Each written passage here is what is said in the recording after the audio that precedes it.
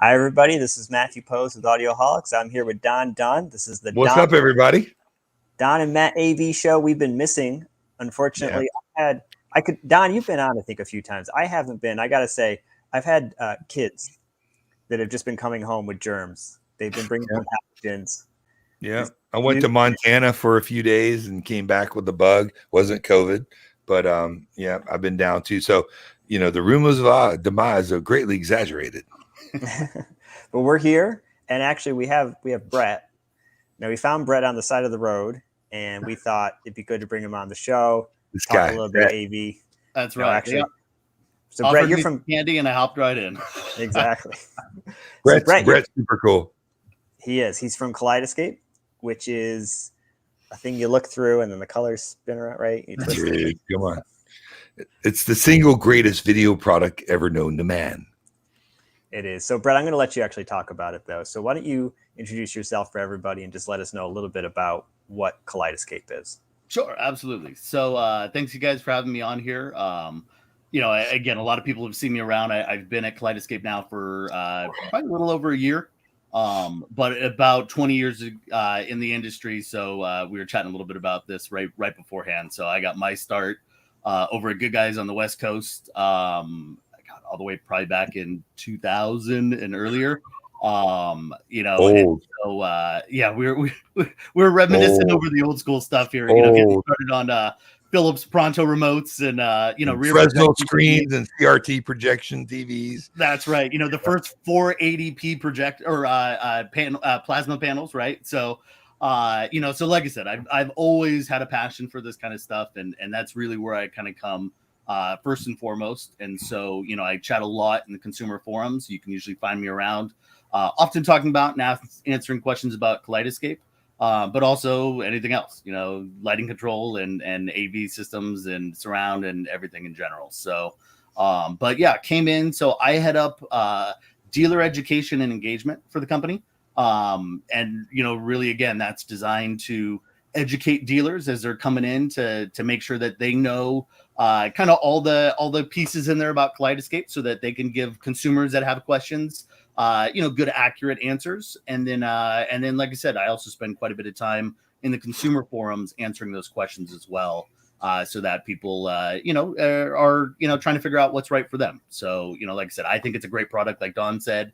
That's why I came into the company. But, again, it's finding the right product for everybody. And my thing is, hey, as long as you're watching movies and you're enjoying your setup, that's great. I just want to make sure that people actually understand all the value that comes along with the Kaleidescape system, because I think it's a lot more than just comparing PQ and AQ. So that's kind of what I do over there. I also sit on 2 boards for CEDIA, so like I said, do a lot on the industry side, and kind of volunteer and help in a few other spots. Now, are you DJing on the weekend? Because I'm sure I've heard you at a bar somewhere. That's right. There we go. So next up, but yeah,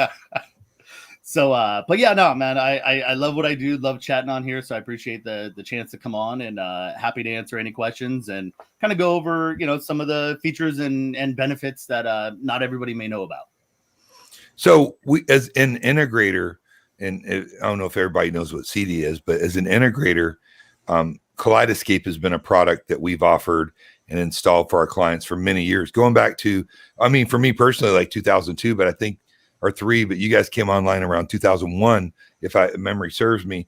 And back then, it was a product that just was revolutionary. Yeah. Their operating system and their menu was second to none. Now, it was the price of a really nice sedan, and then some, a really nice sedan back then, but now it's come a long ways.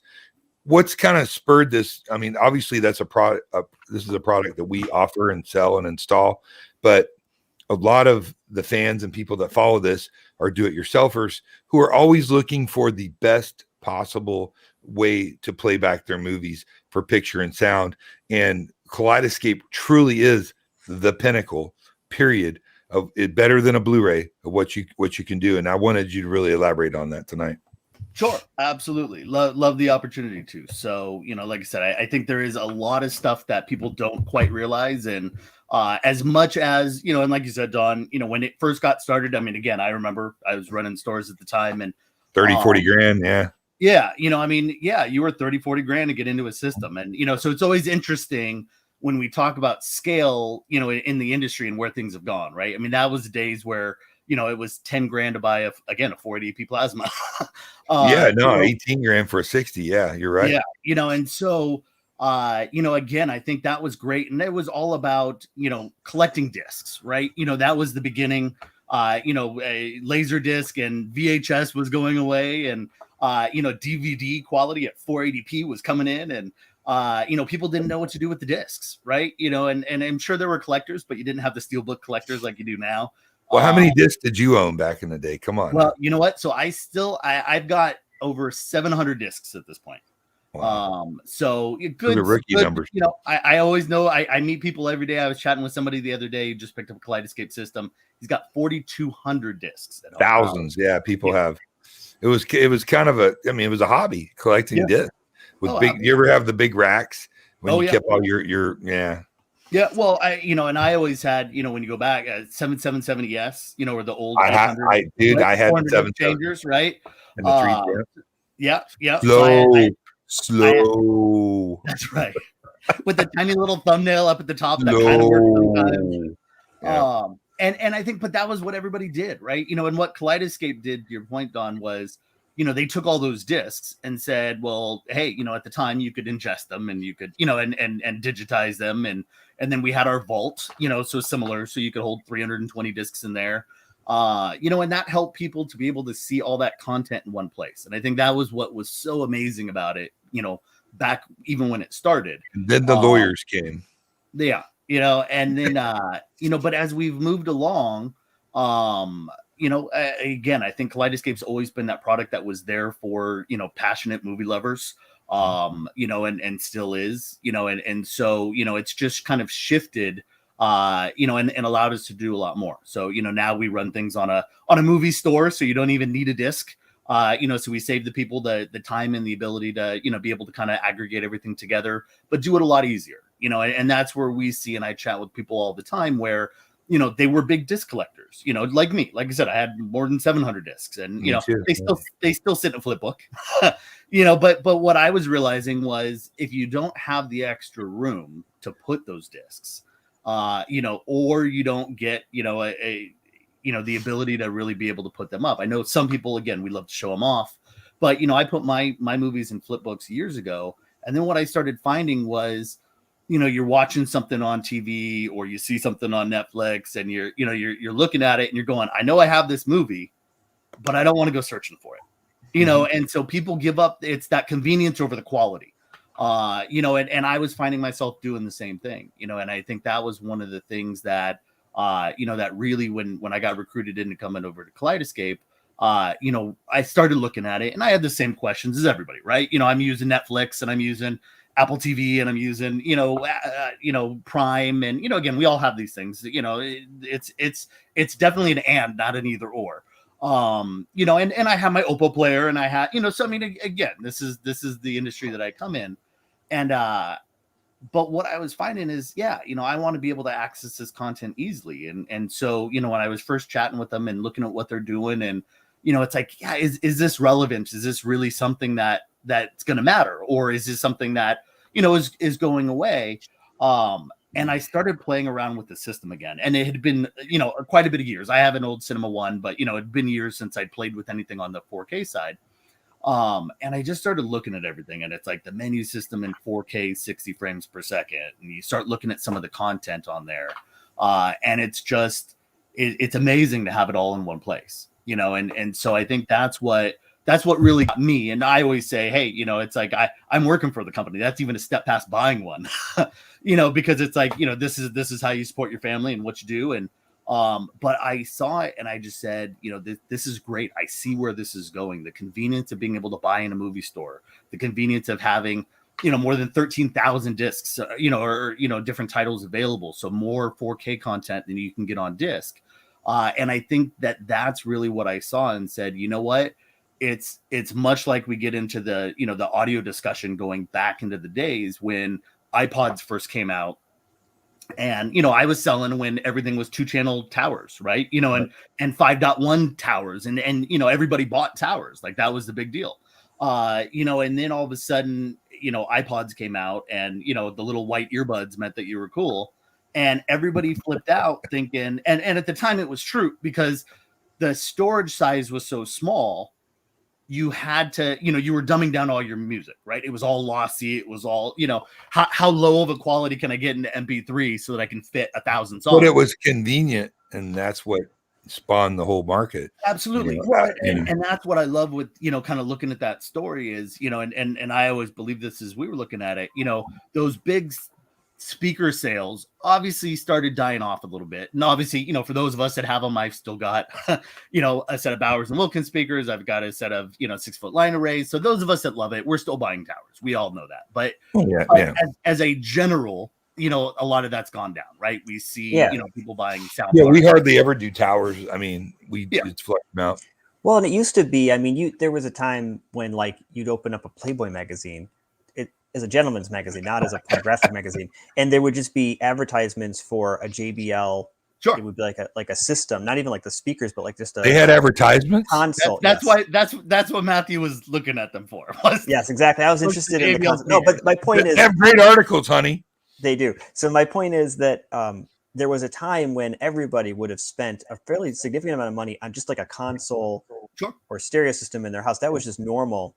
You know, you become an adult, and part of adulting is you have a stereo system. Today, that's not true. I mean, there's a lot of people I know where buying like a Sonos speaker for $180 is a lot of money for them. Yes. When it's not, you know, like, again, they were spending probably the equivalent of $5,000 back then on these consoles. Like, it was just something you buy, like a car. So I think that's changed the world we live in, when people have started to put a lot of this on the back burner. To them, the speakers built into their TV or a sound bar is acceptable. Headphones is where 90% of their sound, you know, acquisition comes in. And so then you look at a product like what you're talking about, obviously that's not meant for those people because they're not passionate enough about it, right? You got it. You know, and at the same time, I think, you know, when we look at streamers, you know, people always kind of throw this, you know, if I love, and we see this in the forums all the time, right? You're either diehard physical media or you're a streamer and you got to hate on the streamer guys. But my thing is, and this was where I was going, you know, on the music side, everybody on, you know, on the passionate side hated all those little iPods because it meant MP3 quality and everything else.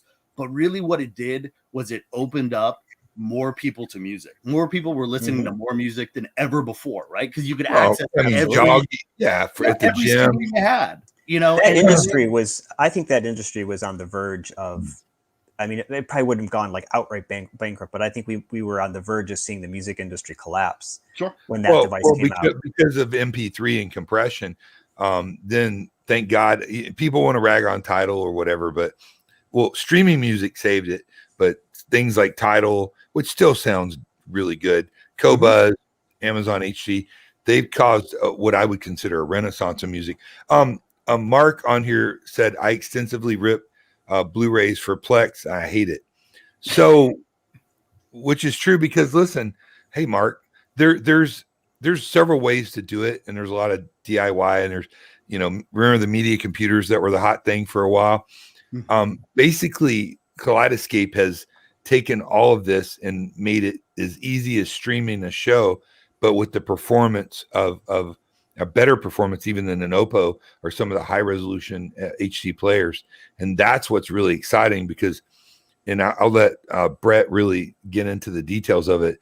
I love the idea of a really solid piece of equipment that's easy to use, easy to order things that you want to have, and that plays the absolute best uncompressed full Dolby True HD Atmos, DTSX surround sound in your system.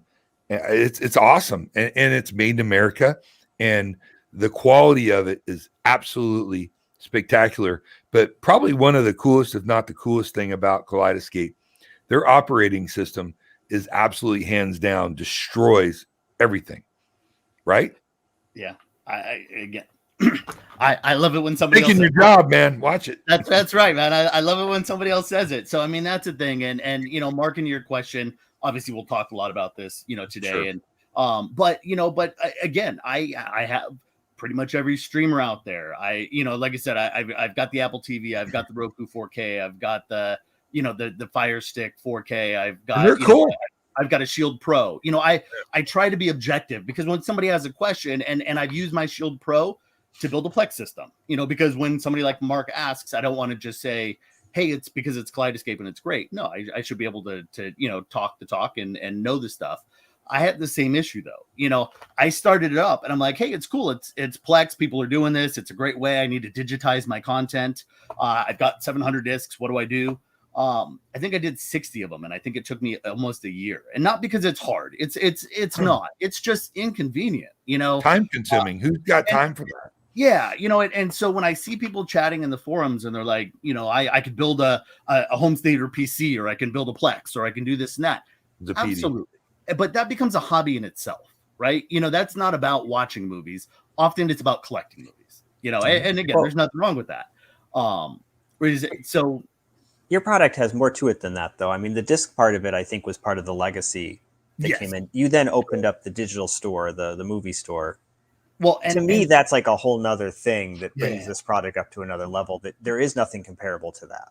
No, and there really isn't. I mean, we're the only group. You'll see other products out there, DIY products and all the rest. And if people are using them and enjoying them, I totally get it, right? And so, but for a lot of people, what you do when you're single and 22 is different as you start kind of growing up through it. Or, I've got a 16-year-old kid now, and I've got a wife, and I've got a job that runs me 60, 70 hours a week. So for me, when I want to sit down and watch a movie, I want to watch a movie, and I don't want to be searching for movies or running out to the stores or waiting 2 days to get an Amazon shipment coming in. I want that ability to be able to watch it very quickly. And I think that's the benefit for guys like Mark, who are saying, hey, I'm using Plex. I've got these movies, but I don't love doing this. What else is there? And I think that's the beauty of a Kaleidescape system, is that it offers a solution and a value. You go into that movie store and, again, we've got more than 13,000 titles. It's generally speaking, kind of whatever you want in there. We've got more than 1,300 4K titles. So again, that's about 400 more titles, or about 30% more than you can even get on disc. And they're all just sitting there. We've got hundreds of concerts. So, again, especially in this last year and a half, when live music's hard to find, we're finding more and more people that are buying concerts. I'm doing the same thing. I want to decompress a little bit.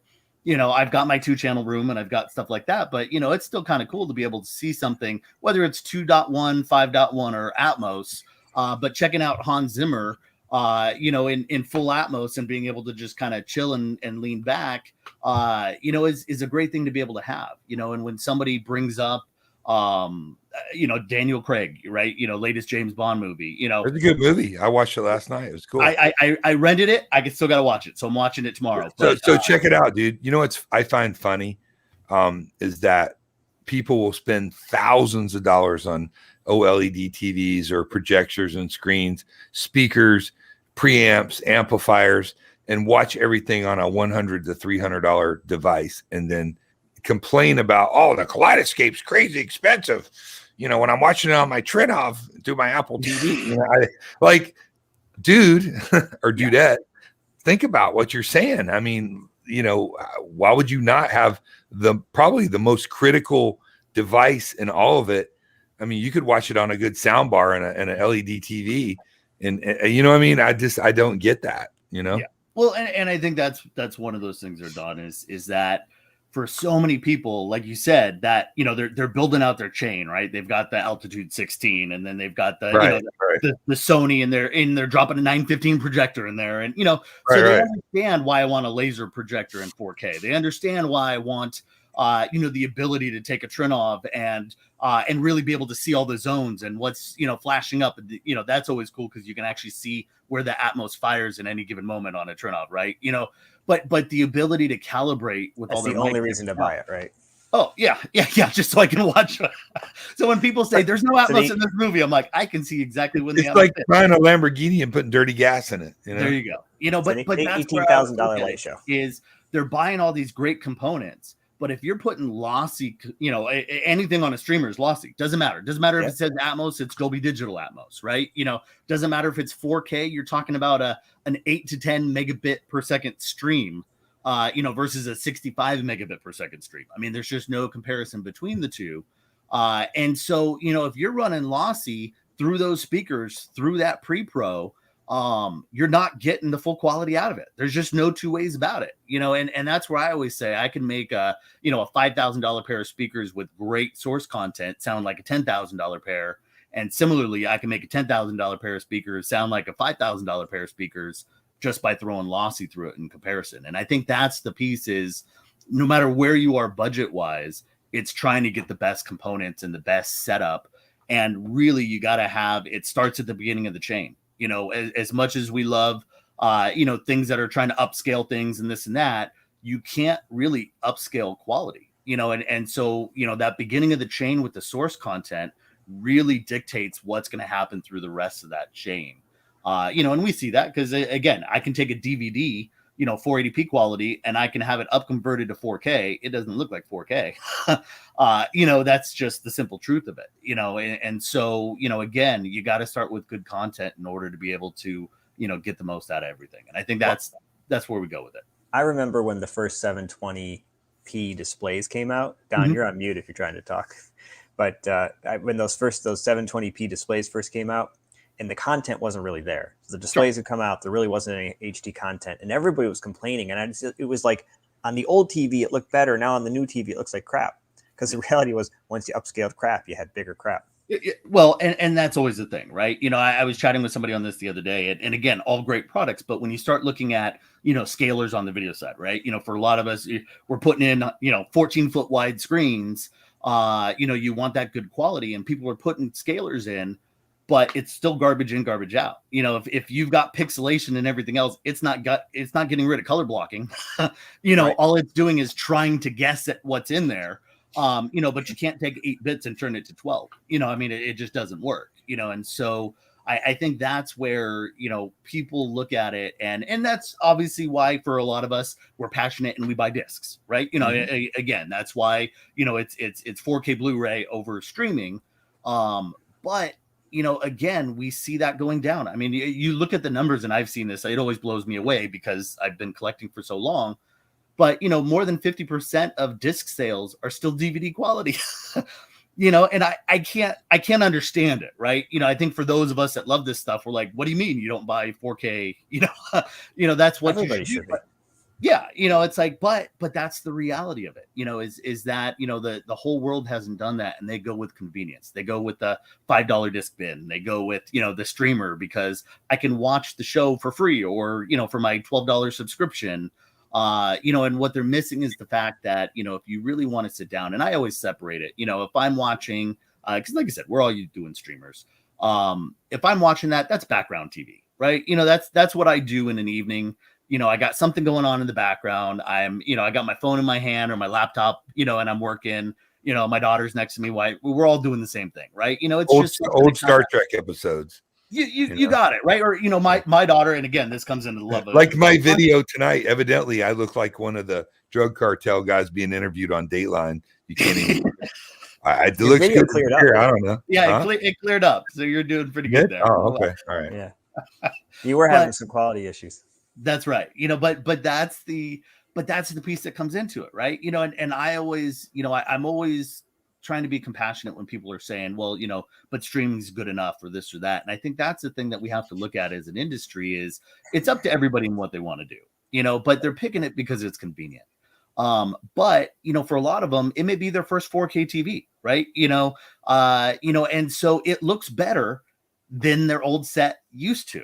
And I get it, but then it's like, when you ask somebody, if you ask the average person, well, what about the color blocking? And they're like, what? It's like they don't understand, right? But if you say, when you're watching TV and all of a sudden, like, the black sky up at the top, and instead of kind of like, rolling across, it just gets into all these blocks and it goes from black to gray and everybody's seen that, right? Everybody sees it, and it pulls you out of the movie because, you all of a sudden see that pixelation and you see that the colors aren't accurate. And, I think those are the things that for those of us that are passionate, I want the convenience of that streamer so that I can access content quickly, but then I want the quality of the disc. And really that's where Kaleidescape comes in, but it's more than just the quality. it is all those features that we have, and I'm happy. I can pull up a few slides if you don't mind, Matthew. And yeah, I was just going to say, we should probably get to the slideshow. So why don't we do that? Don, did we get to what you were trying to say before I was talking and then No, we're good. We're good.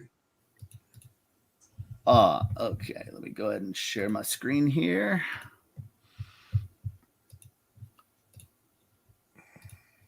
So, this is one of the things that, this comes up a lot. We were actually doing this at again, some of our trade shows on the dealer side for CEDIA. But these are just some of the brands that in their training in their showrooms, they're using Kaleidescape, and the reason for that is when they're showing, be it a dealer or a consumer, they want their product to look its best, right? That Sony GTZ 380, or a 325, or, same thing, when you're looking at an SI screen or a Stewart screen or, Planar or Wisdom. Or Phil Jones, big pimping up there at Sound United. That's up, right. Phil? Hey, Phil, what's going Phil's on? The man, dude. Phil's the man. Phil is absolutely the man. I got a chance Love to that, actually visit Sound United maybe 3 weeks ago. I was down there, and so and Phil was showing me around all this stuff. Absolutely amazing, and I got a background as some know. So I was at Bowers and Wilkins before I came to Kaleidescape. So again, I've done the big high end stuff, but then I also used to run Harmony CI. So again, I also know the DIY stuff. So Wow. Like I said, I just love the product stuff. But the idea here is all these brands use Kaleidescape because when they want their best foot forward, this is what they're going to use. And again, I look at it the same way. If you want it to look and sound its best, if you want to look and sound the way that the engineers are doing it when they're putting it in from the manufacturer, that's a Kaleidescape system. But again, a lot of what we look at that not everybody gets, we kind of talked about this, 13,000 titles, 50 studios. So this is the big difference between the old school Kaleidescape when it was disc based. It was just basically managing that disc content. Right now, what we're actually doing, and we're the only platform that does this, we actually have the relationships with the studios. So, we have the relationship. I always say most of us can probably name 5 studios. We've got 50, and so our content team is managing that relationship. They're working with them to make sure that we're getting that content as early as possible, that we're getting, like I said, more than 400 titles in 4K that you can't even get on disc. But we're working with those studios to make sure that we're able to get that content for our users because we want them to have as much content as possible, and that even goes to stuff like, the first Pirates of the Caribbean, right? So again, I see these in the comments all the time in the forums, like, you can't get the first one, Curse of the Black Pearl, the frankly the best one in my mind, and you can't get it in 4K, but we have it in 4K. When you look at stuff like Hans Zimmer, which Live in Prague is like a favorite for a lot of us when we just want to be able to show off that system. And again, he's built so many soundtracks for all those movies that we love.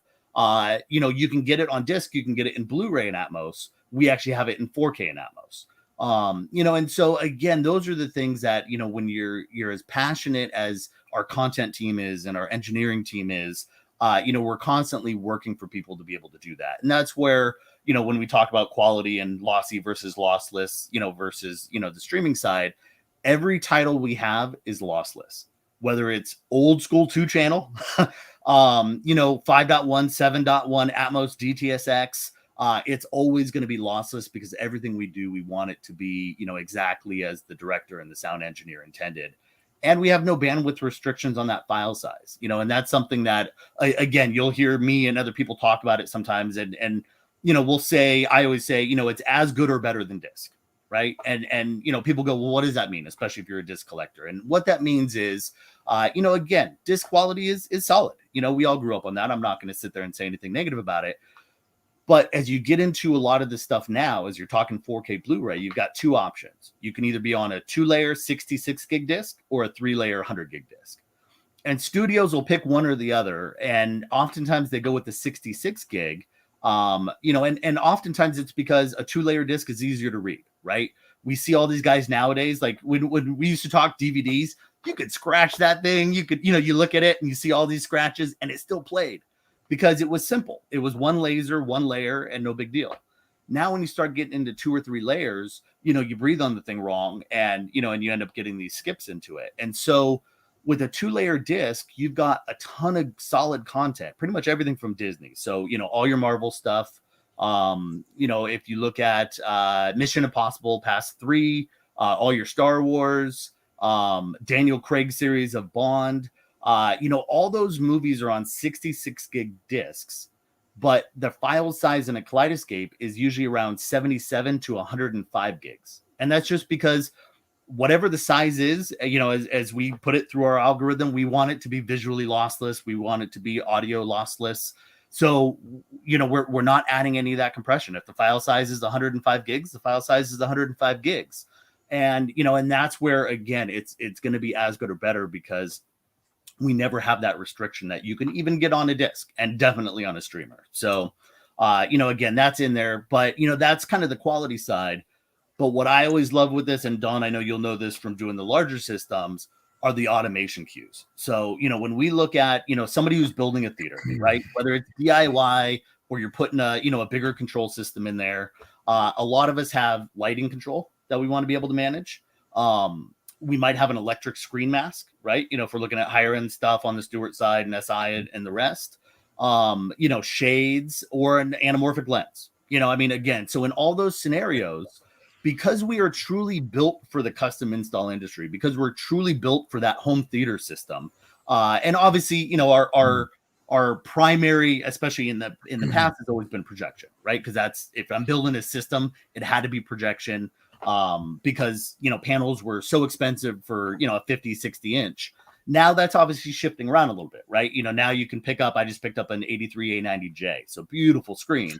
And at CEDIA we were playing around with, and I was visiting a dealer the other day, and he had a brand new 100-inch, Sony, and it looks phenomenal. So you're definitely getting to that point where, some people for nit rating, for whatever else, you could put a 100-inch screen, and if you're, 10 feet away, that's still a pretty great looking, size for you. So, hey, Brett, can I don't want to interrupt you. No. Get called out on that. So I want everybody to know that although Kaleidescape is really an integrator product, it's a standalone product. So it has its own remote, has its own IR codes. And if you're not an integrator, or if you're not using a control system, whether it's Control4, Crestron, Savant, whatever, you can just use it and use the remote. So it's a standalone product. It's not just for integrators.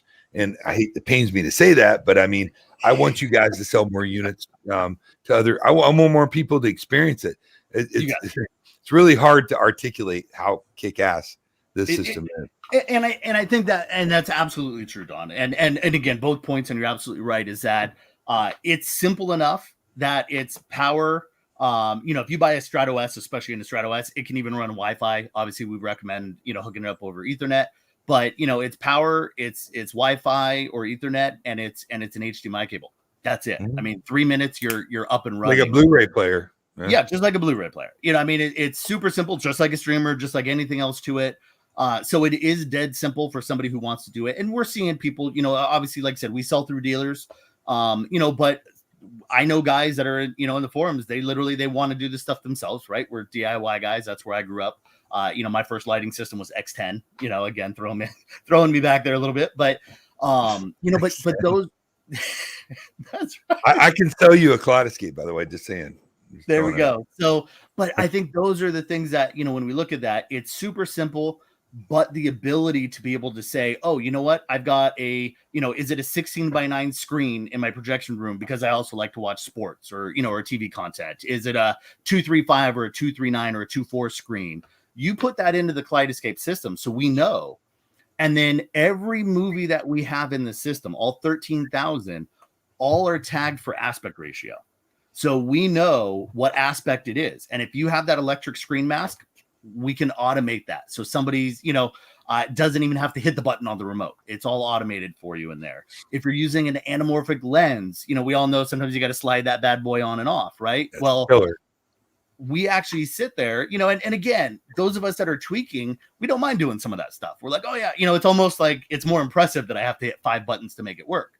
But what about when the family comes in? What about when the babysitter comes in? You want, in all reality, if you want to really make that theater worthwhile, everybody in the house has to be able to use it, and so if you use an anamorphic lens, like I said, we know what the aspect ratio is. We actually tweak it for you, so you never have to remove that anamorphic lens. And same thing, like I said, with lighting. That's huge for people that have 235 or 240 to 1 screens. I mean, that's a big deal.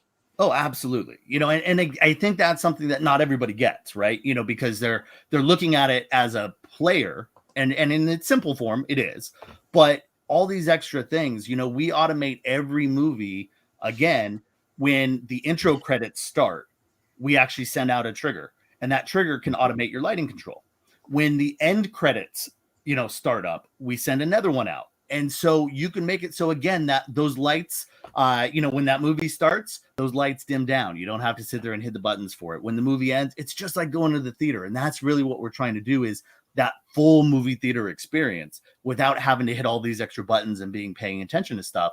The movie starts, the lights dim down. The movie ends, the lights start ramping up. The screen changes sizes. All those things are done to be super, super simple for everybody. Brett, before you go on, I think we're going to get too far ahead, and I just want to make sure we're addressing this. So I think people have been kind of coming in as we've been going, and they're asking questions that you already addressed, but I think had missed. So I just want to raise up something you said so people are clear on this.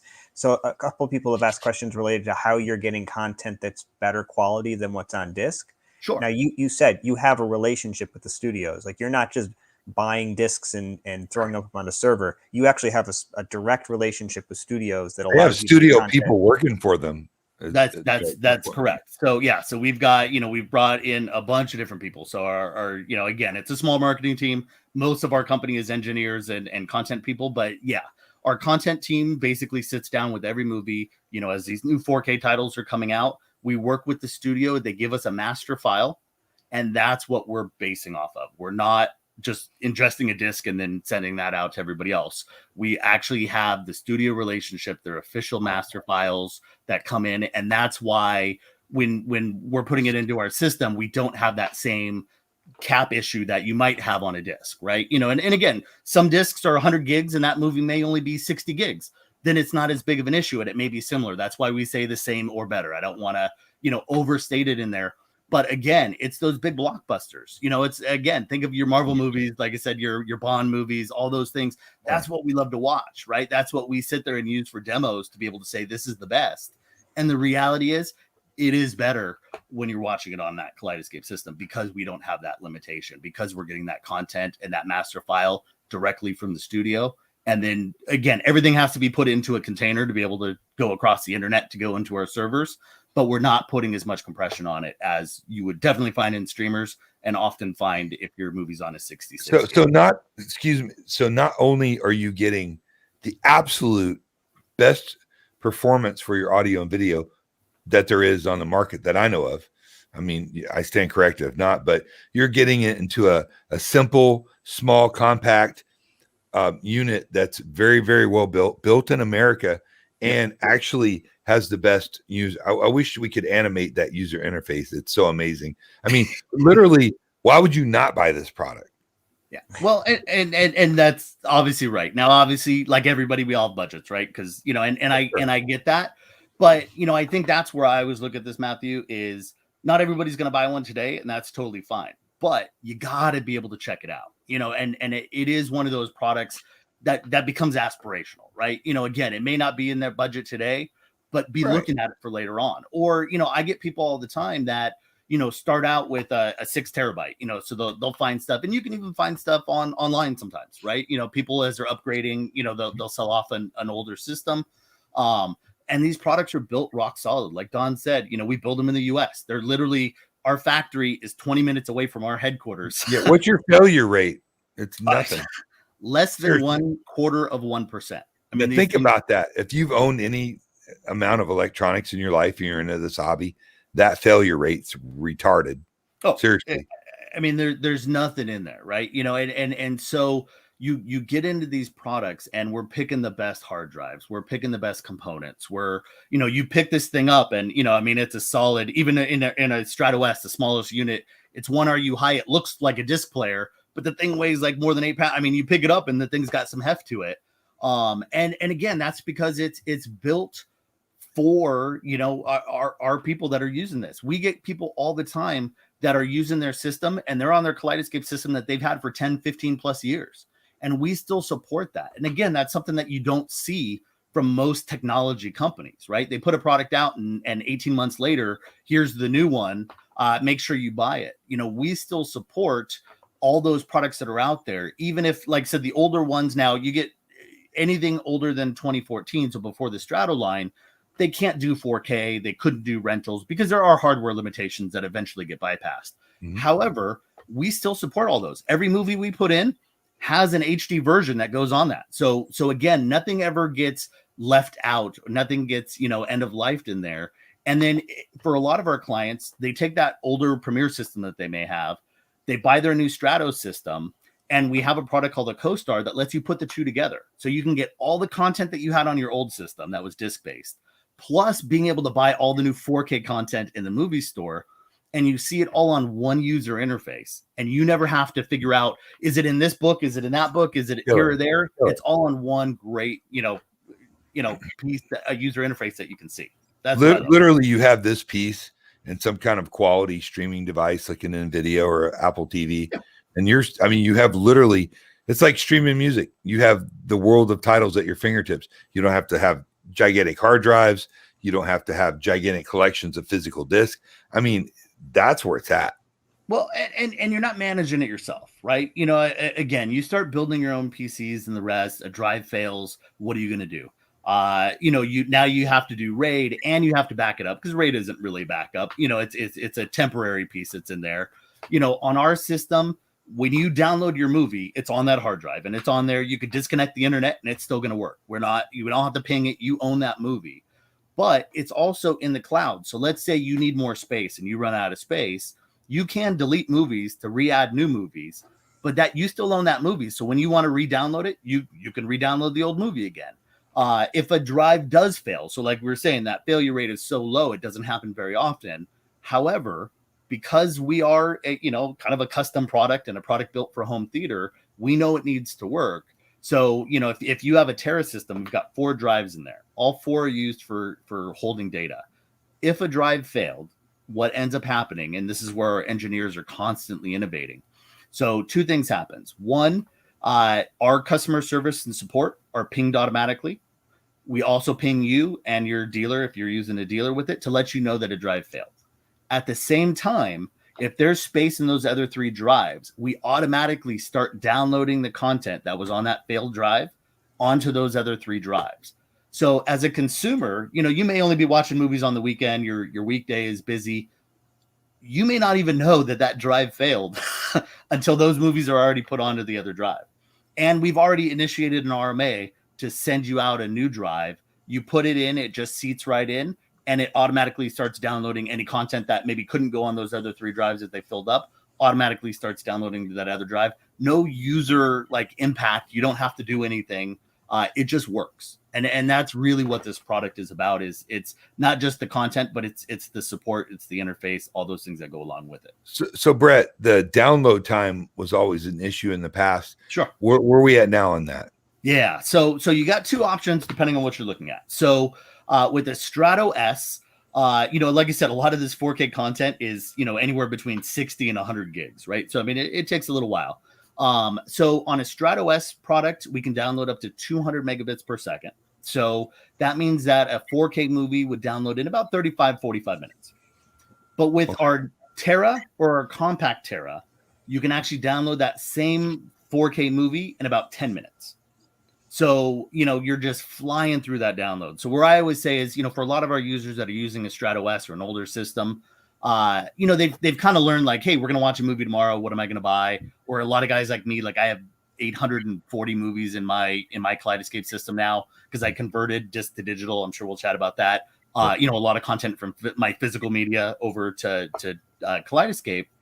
But what it allows me to do is, again, most people, I have all the movies I want to be able to watch, but on the new, like I said, a compact Terra or a Terra, at 10 minutes, that's pick a movie, it's downloading, go grab some popcorn, come back, and you're watching a movie, and they also have the capability that if you're watching a movie, you can also download at the same time because there's enough processing horsepower in there, to be able to do both. Whereas on a Strato S, if you're watching a movie, We dedicate the full processor for that full quality to the to the playback, and then it'll basically download afterwards. So yeah, I know in the past it was start downloading on Thursday to watch on Friday night.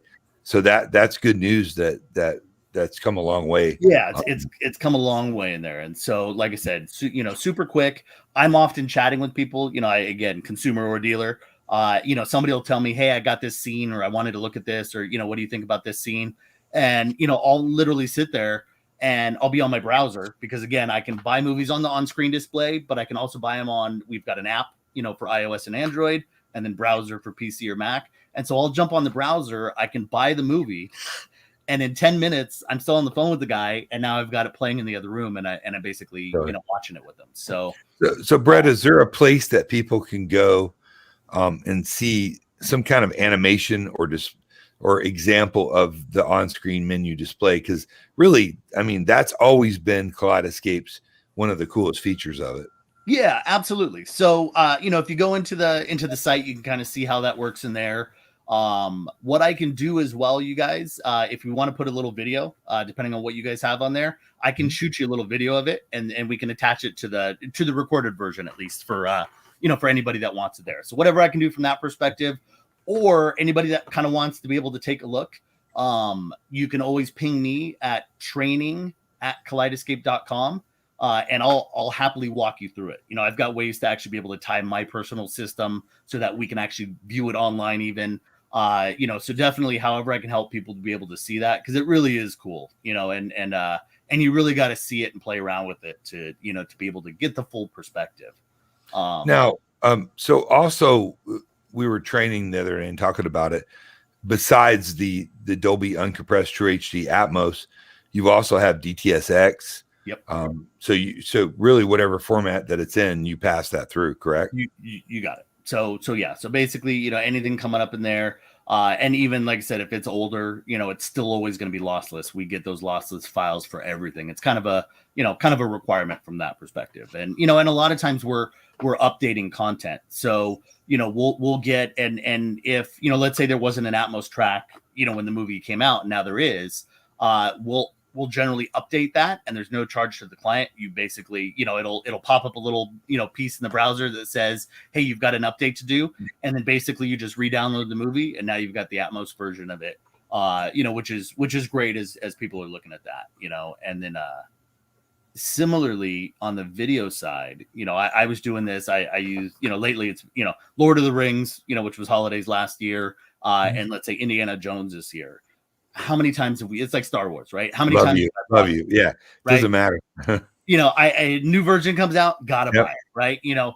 And one of the things that I love on the Kaleidescape side, and this is one of those things that is, as our new CEO came in, and their team come in, who's a user, right? Was a customer at first, right?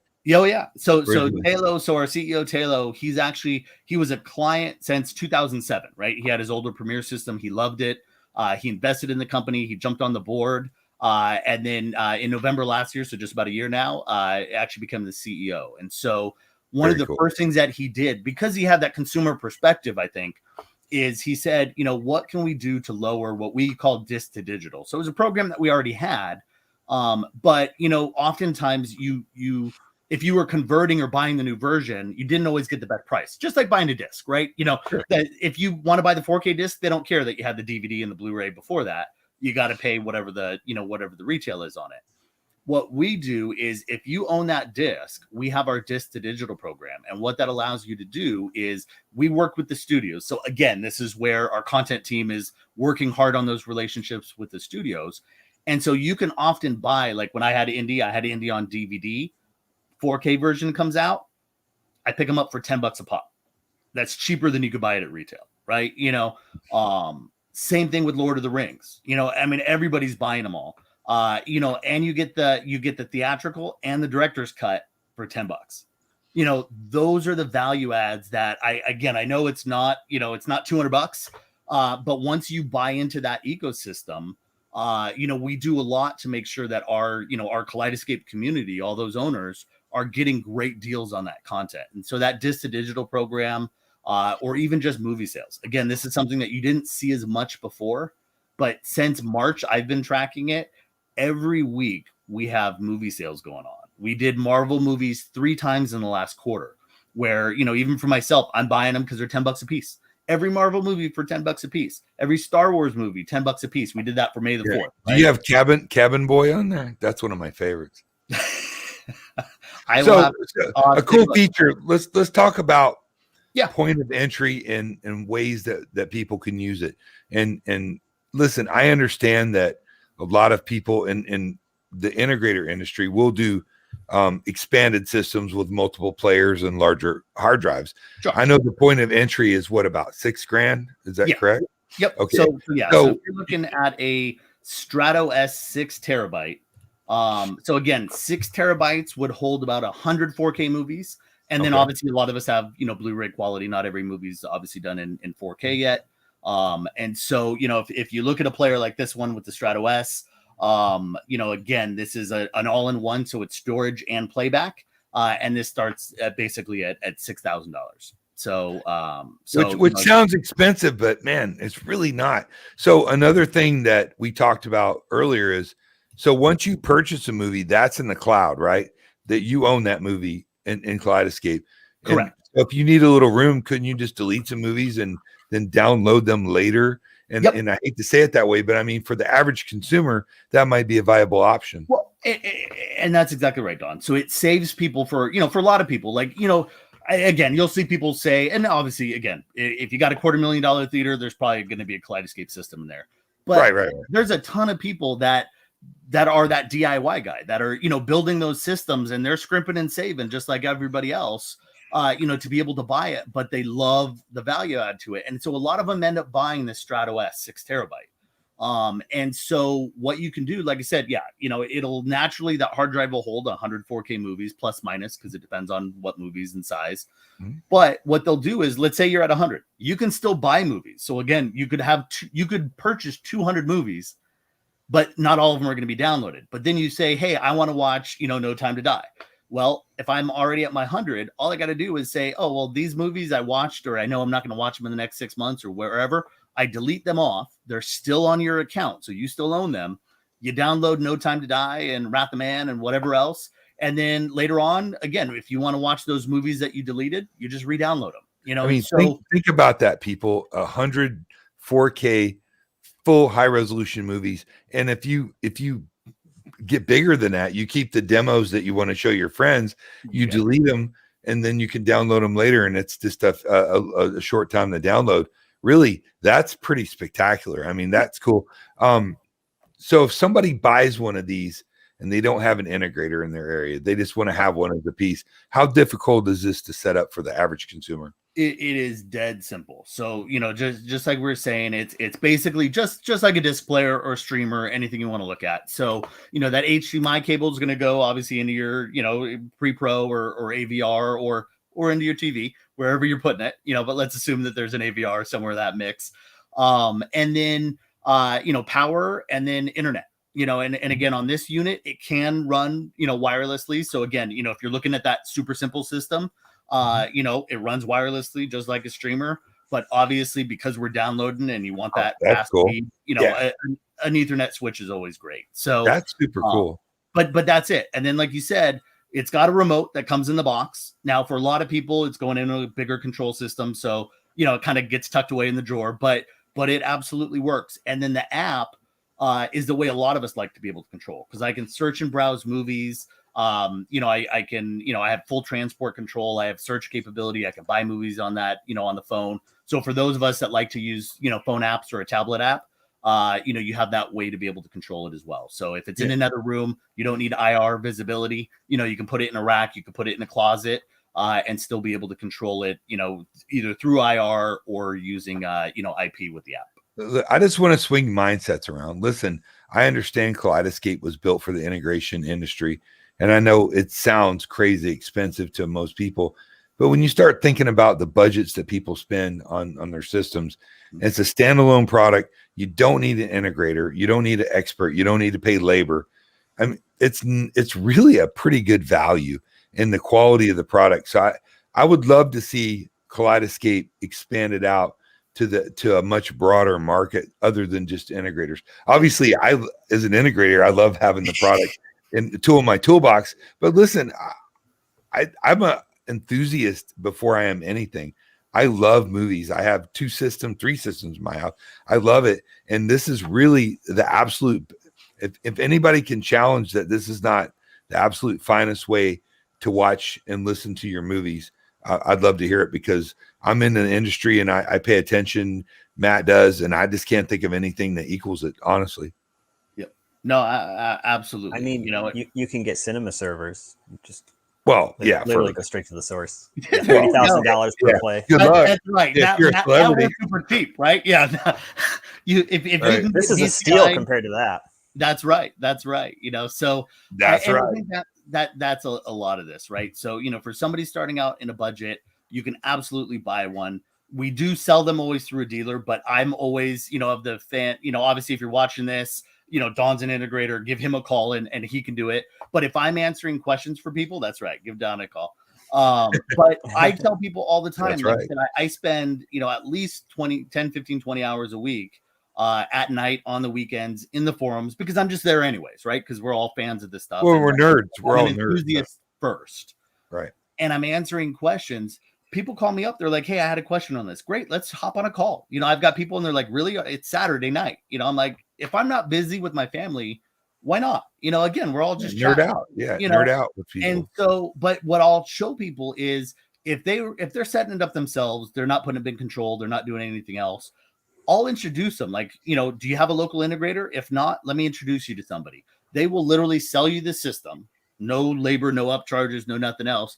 And they're happy to do that. You know, obviously at the end of the day, I think having a good integrator is always nice, because there's things that, you know, again, somebody like Don knows how to do, or guys like even myself in the background.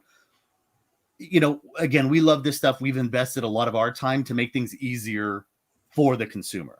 And there's a value to that. You know, however, you know, first and foremost, it's a standalone player. We've built these things to be rock solid, reliable for the end user to buy. And I see people all the time buying them, you know, that just picked one up, you know, and again, I just kind of introduce them to an integrator to help them with that purchase. Right. You know, and it's all kind of a win-win. And if somebody has questions, they can always come to me afterwards, you know, and or go to that integrator. So, you know, a lot of times it's created, you know, good solid relationships. If anybody spent 5 minutes with this piece, they would be sold. It's really hard, obviously on YouTube and on the internet to articulate how cool this product is.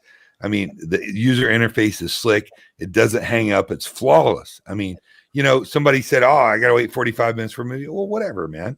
You're going to watch a movie. Please reiterate the difference between a really good Blu-ray disc and what you get from Kaleidescape as far as data and amount of information that comes through.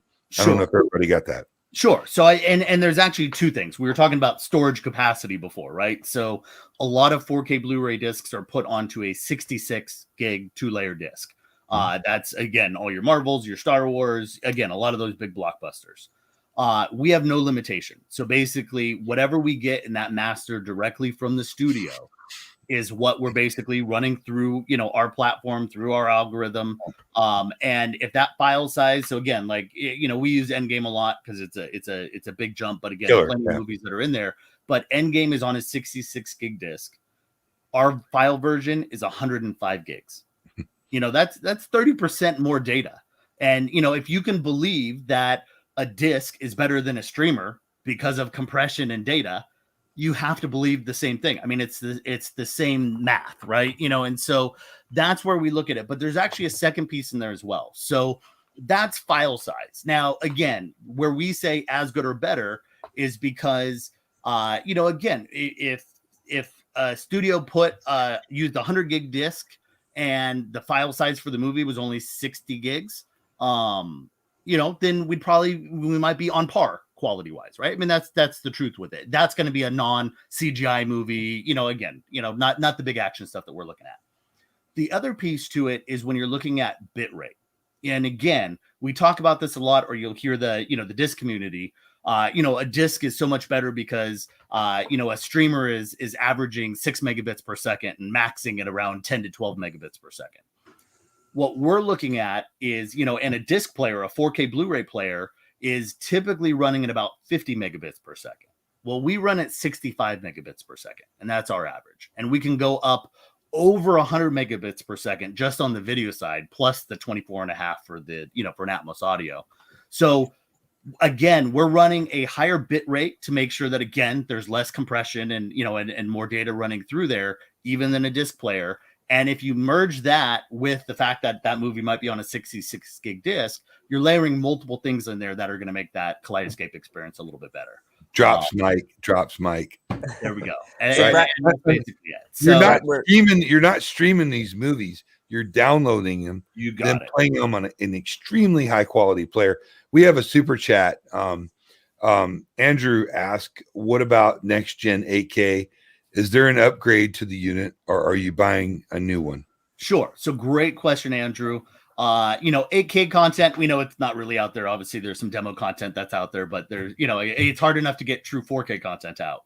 With a lot of content being, 2K because of a lot of CGI and the rest, and kind of upput into 4K. So the beauty of Kaleidescape, just like we were talking about before with, let's say, older Premiere systems, you can basically add on. So you're not necessarily replacing. Now, we often have, so let's say you had a Premiere system or, and now I want 4K. You have two options. You could basically say, hey, I don't need all this old equipment. I can take that big old 5U server that I used to have, and I could probably get it into 1U or, and so you may go to an integrator like Don, and you may say, hey, I want to trade this in. And we actually have great trade up programs. So, you do have the capability of doing that. But if you say, no, I love my system and all the content on there, I want to add a new system. I want to add 4K and rental capability. You could add that Strato S that we're looking at on there, and you could basically tie the two together. So let's say 8K comes out. Now, from our storage standpoint, I can put an 8K file on there. That's not an issue. It's storage. Obviously, who knows what an 8K file will look like storage wise. If a 4K movie could be 100 gigs, again, you could be talking 200 gigs or 250 gigs on a movie, right? So, and we're always looking at how we look at that to try to save space, but still keep it visually lossless. But we can also, like I said, tie those systems together.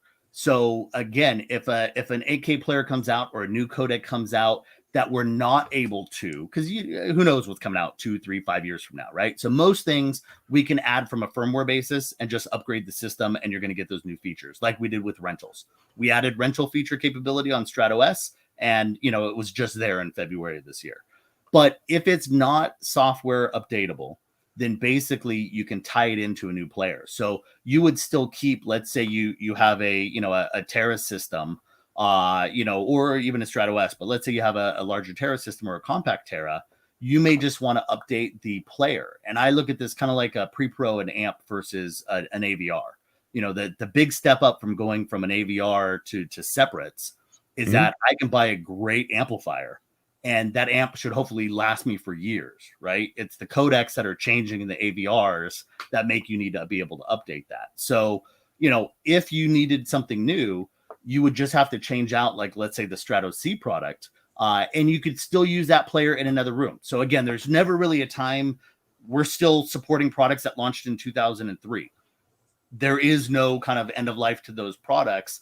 So nothing really gets outdated, but there are sometimes obviously new hardware things that you just have to update, 10 years down the road, and so you have the capability of doing that still with Kaleidescape and running everything together. So good point, Brett. So Zoobs says 6K is high in entry with no movies included. Prices for movies are very high. Yes, the software is very well developed, but their entry fee has always been too high for the hardware you get. So when you buy a high-end amplifier, you're paying for the performance, you're paying for the looks, you're paying for the chassis, you're paying for a solid product. That's kind of what Kaleidescape is. It is a high-end product. It is a very high performance, very well built in America, very reliable product. So, I mean, it depends on what you want. If you want some kind of cheap Chinese knockoff product, it's not the product for you. If you want the very best product to give you the best video and audio performance, hands down, period, that's going to last you a long time. That's what this product's all about. Yeah, and let me show you real quick when we're looking on there. So, again, I am always, different movies cost different amounts and things like that. Let me pull up. Yeah, I think they're not that expensive, and that spare They're change. not. Shane No. said, $10 is. They're not. It's not like $10 for $20 to rent a first run movie on. I just paid $20 to watch the James Bond movie Yeah, no time. in Yep. lesser quality. I just did, and for 48 hours, and it's gone. And that's the thing. And I think you guys can see my screen on here again now, right? Oh no, hold on, I got to bring that up. Oh, not a problem. We're good. Okay, so this is the Kaleidescape movie store, right? So, again, just to kind of run you guys through there. So, as we look on here, we can see, so, hey, Cape Fear, 30th anniversary special. So we've got pricing on that. No Time to Die, as we were just talking about, from a rental. So if you rent this on, again, on your streaming device, you're getting it in Lossy. It's $20. And so is ours, and it's the only way to get it in lossless.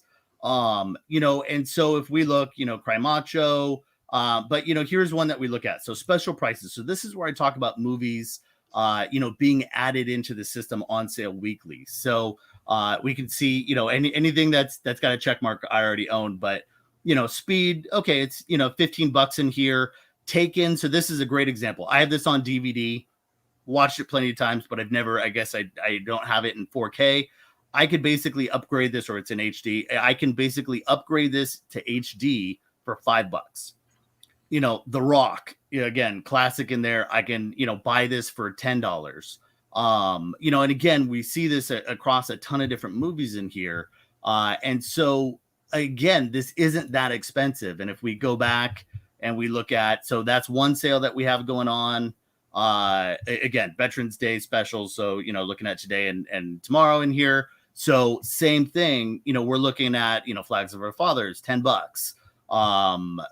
Annapolis, I already own, so we can see there. But again, most of these movies are all $10. Hacksaw Ridge, great movie and great Atmos. For again, $10, Midway. So all these movies aren't really any more expensive. And again, even when we look at things like Black Friday and the rest, we're putting movies on sale the same way that you're getting. So there are times where, a movie is slightly more expensive or this or that. That's because that's running with the studios. And that's, again, when you look at discs, and this is one of the reasons why discs start dying off, is that, those discs, when you put them in the store, and a new release comes out, they, you end up with stacks of movies, right? And they hope everybody buys them. And then they end up going on sale because, not because the studios and everybody are making it so that discs are more affordable for us as an industry. They're doing it because the store needs to get rid of that disc space now, right? They and that's why they're doing it. And so our movies are always there. And I always love this because, people love to talk on the content side. Let's say Gravity, right? When we talk about discs on the opposite end, a Gravity Diamond Lux, right? That's the prime one that everybody wants because it's got the Atmos in it. You'll see people spend $100 on eBay to buy a used disc or a new disc in there to be able to get that version. We sell it for $15-20 every day. And it doesn't matter how many people need it because we're getting it from the studio. Every one of our, owners can buy Gravity tomorrow and get it for the same price. And I think that's something that people don't always get is, again, it's usually the same price as the disc. Sometimes it's a little bit more, but the fact that I can get Black Widow 30 days before you could buy it on disc and enjoy it in lossless, the chance, it's just, and same thing on, No Time to Die and everything else. I can enjoy it right now in 4K and Atmos, and I can't get that on any other platform. You cannot buy the disc right now. You won't be able to buy the disc for another month or more. The only way to enjoy it is, like you said, Don, pay $20 to get it in Lossy, or you could pay the same amount and get it in lossless. I mean, to me, it's about the experience. When you go to Disney World, are you coupon counting? When you go to, Islands of Adventure and Universal, it's about the experience. Are you going to be a miser and try to cut corners? It costs money. I mean, it costs millions of dollars to make these movies. And if you want to experience in the best possible quality, are you gonna count pennies on it? That's what I'm saying is this is a vessel to give you the best possible experience on this very expensive system that you built. You know, I just don't think it's that expensive. I think it's absolutely a value, in fact, to have this device that allows you to have that. You know, you can say I'm a salesman, whatever. Dude, I'm a hobbyist first. Sure. I see the value in it. I mean, that's why you're all here. If you're watching this and you're about counting your pennies, you're in the wrong group. I mean, seriously, really? You know, go buy your bows at Best Buy and go enjoy your loss. I mean, listen, this is about cutting edge, killer technology, a piece that's built in America, that's super solid, and that gives you the best performance that you can get, hands down. I mean, you spend so much money on acoustic treatments, speakers. You debate, you know, the best quality video projection systems, and we're gonna argue how expensive it is to put the fuel in it to run it. I mean, you should start with this, then build your system around it. As far as I'm concerned, I mean, that's one of the things we always say, Don, is again, people are gonna you're gonna upgrade your pre-pro, you're gonna upgrade your speakers at some point, you're gonna upgrade your projector.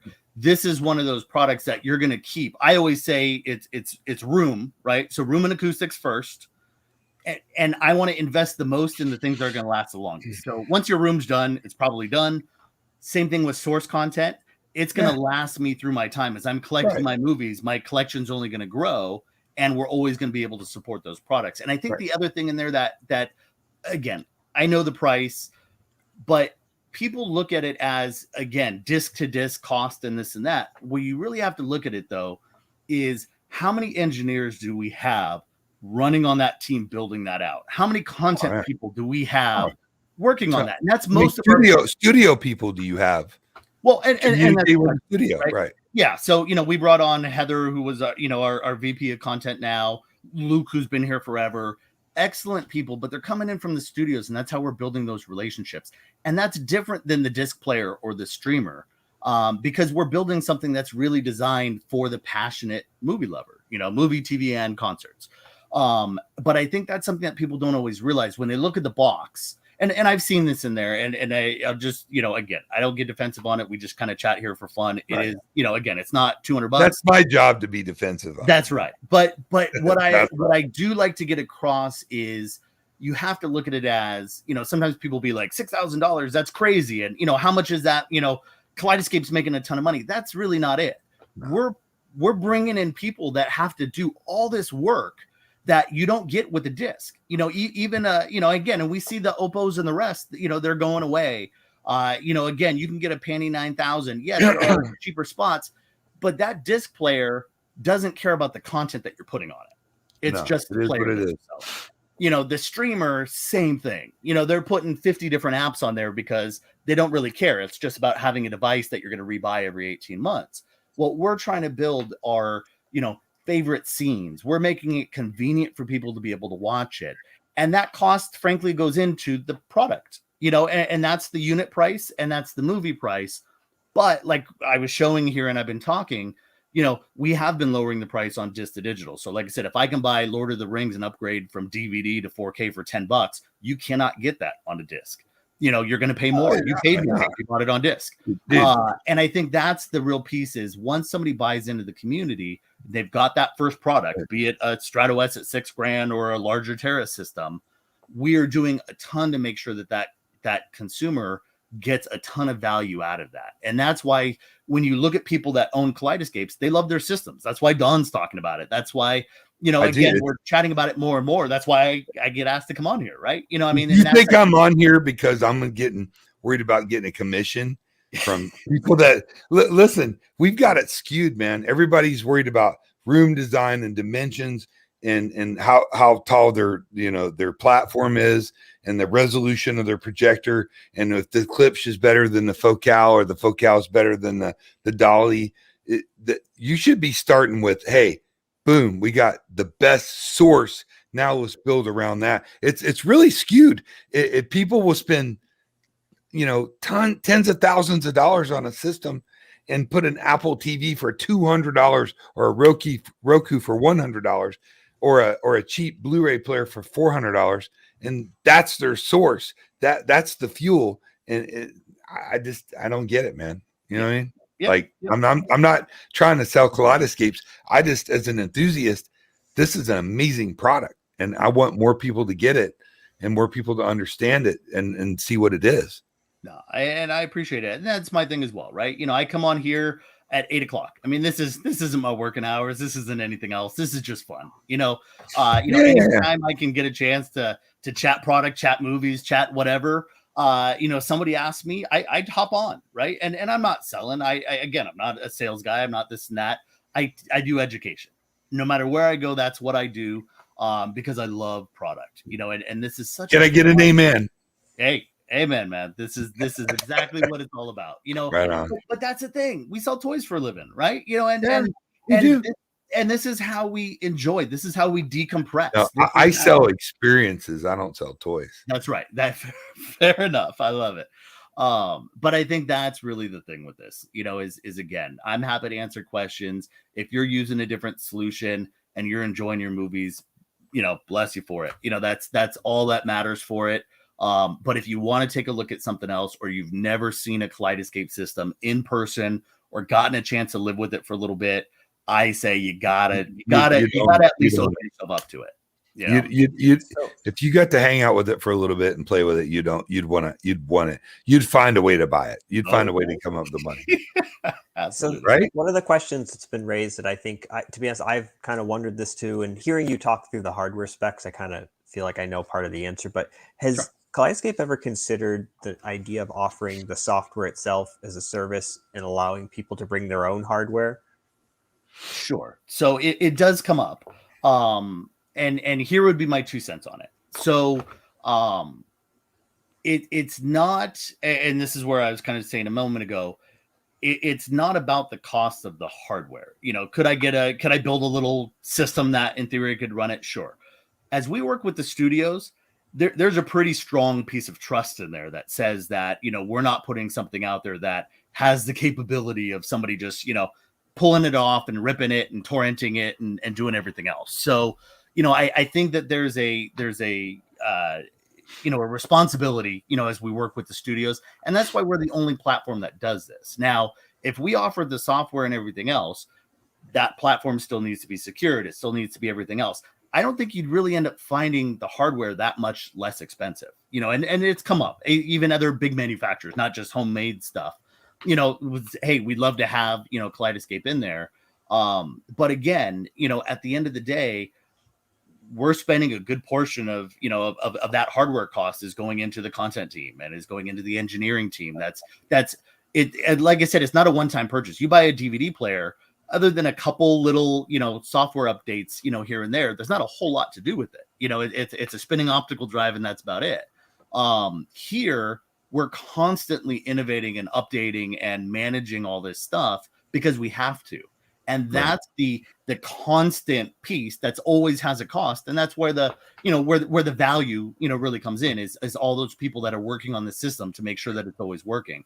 So it does come up, but it's honestly, it's not as simple as just saying, hey, I could, toss a couple of, terabyte drives into a little, homemade PC and just, license out the software. I think we're always looking at, those kinds of things because we would love to be able to get that price down. We would love to be able to get it out. Eventually it could. Listen, if more people would purchase it, people don't understand that Kaleidescape is a group of people. The CEO was an enthusiast and enjoys it. You've got studio executives, you've got guys like Brett who are home theater guys just like us and gals, and to say that. I mean, this isn't just a group of corporate executive drones or trying to sell a product to profit. And these are enthusiasts who are like, dude, we've got some cool shit. You gotta check this out. I mean, that's what Kaleidescape's about. That's why I'm passionate about it. That's why I'm pushing it. I'm not worried about me selling it and my company sell it. We're going to sell it to our clients. I'm more want people, if you experience this product for 5 minutes, you will want to buy it and you will obsess on it. Am I wrong, Brett? No, that is dead on. Right. It's that freaking good. It really, truly is. And that's why I'm passionate about it. Yeah. I want people, sell it, whatever, dude. I'm not trying to sell it. I'm enthusiastic about it. Like I invite people like, you got to come check out my system in my house. Besides doing it for a living, I'm an enthusiast. When I'm not working, 18 hours a day, which I do, I'm watching a movie or listening to music on my system. I love this. And you guys, if you're here and you don't love it, you need to go on a different forum, like, basket weaving or something. This product is Donna, beyond that's a good idea integration. for another channel for us. We Donna should. Matt does basket Oh, it's a beautiful, beautiful thing. Oh, they put the season. I'm telling you, man, this product is the shit.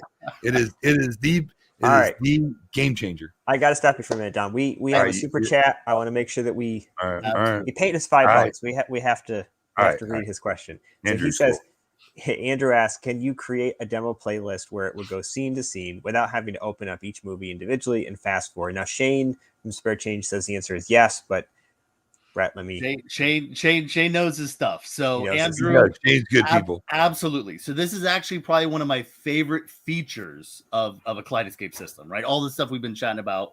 But what I love is because, again, from either a dealer side demoing or from a consumer side, we all want to show off our systems to our friends.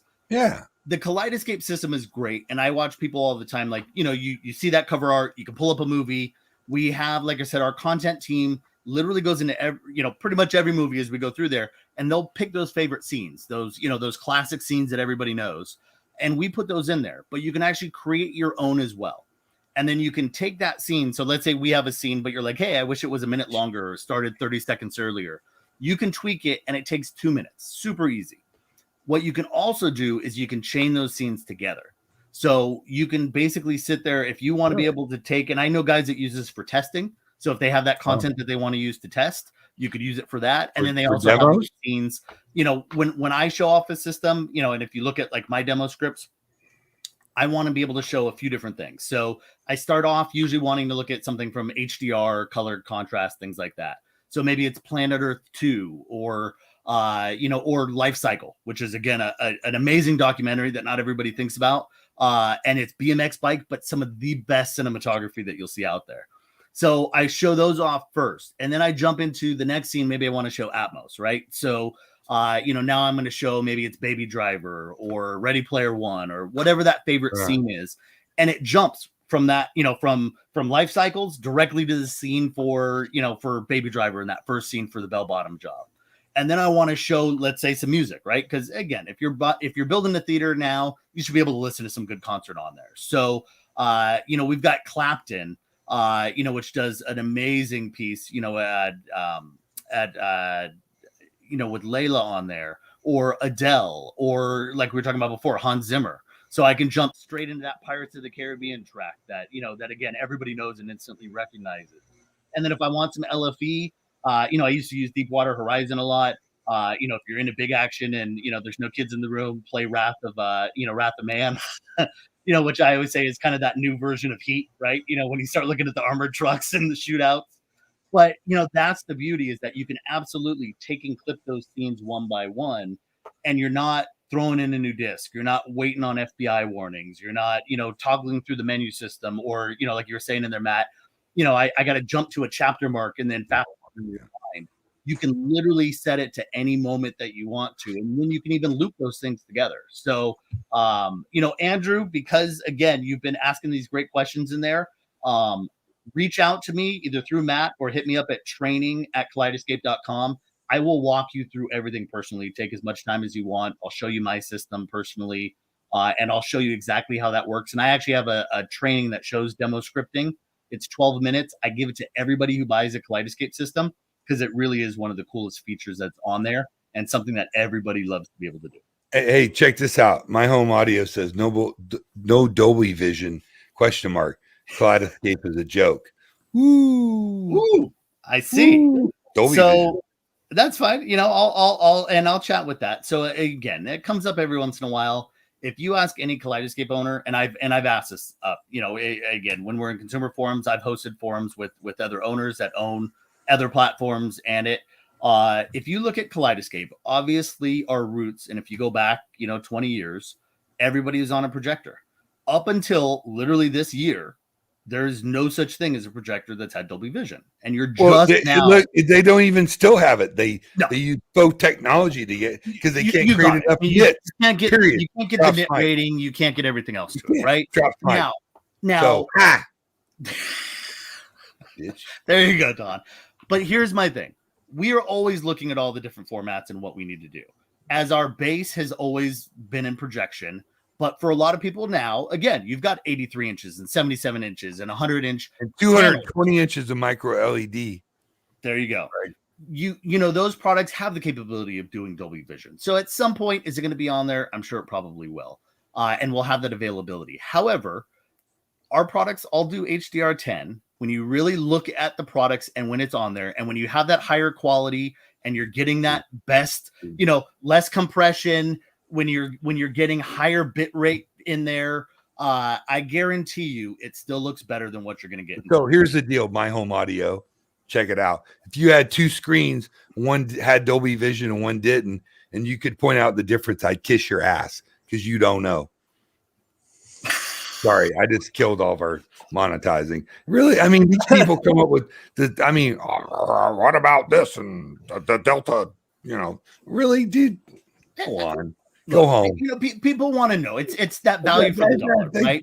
I know they want to know, but I mean, that's where I sit there and say, I will show you 50 people. If you walk into the Kaleidescape user group, free on Facebook, hop in there, ask anybody that's in there, and nobody will say that they were hesitant on that. Shane, take the super chat for that. Because you never leave your house. That's all you do is watch. I mean, really, dude? I mean, it kills me. Like, never mind. I'll be nice. Well, so I think that our conversation has started to go south. Apparently now no, we're it hasn't. I mean, I'm kissing butts, and we've gone for an hour and 26 minutes. No, I mean, I think people are asking questions that, while it maybe the tone isn't the best, I think it's reasonable. They want to know what it supports. It's a lot of money. So a joke. You're a joke. Kaleidescape is the bomb. God. Well, whatever. That's why you have me on here. I'm the audio video hillbilly. That's true.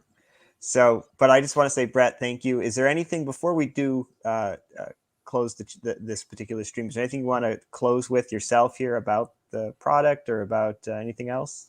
About Don's butt? That's fine too. Again, I think, from my perspective, it's just about education. Everybody's going to have the platform that they want. But, as Don said, as so many people that own the systems always say, once you use it, you're never going to look back. It's one of those things that you buy it, you love it. I love it. That's why I came to work for the company. Hollywood directors, Martin Scorsese. Oh, right? Yeah. Again, Martin Scorsese. I mean, we get a ton of people that are in there with it, and it's because when it matters, and that's what we say, your favorite manufacturers. I was showing that screen earlier on. You're buying those manufacturers. Those manufacturers are using Kaleidescape. There's a reason for it. And I think that's the thing is, again, we're not saying, or I'm not saying, that anybody's system isn't good and this and that. There's plenty of different solutions that are out there, but there's no solution like Kaleidescape. And if if you're not doing the justice of at least checking it out, you're missing on something that's a great solution.